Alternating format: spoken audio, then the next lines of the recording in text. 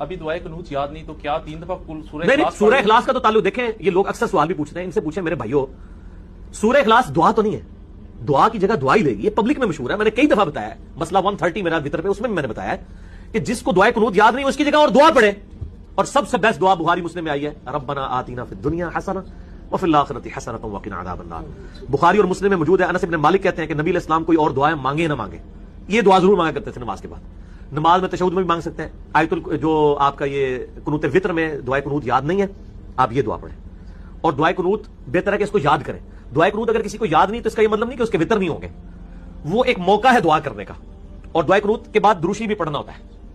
ٹھیک ہے نا، دعائے قنوت کے بعد دروشی پڑھنا بھی سنت ہے، نماز جنازہ میں بھی دروشی سنت ہے، عام نماز میں بھی، اور وطر میں دعائے قنوت کے بعد،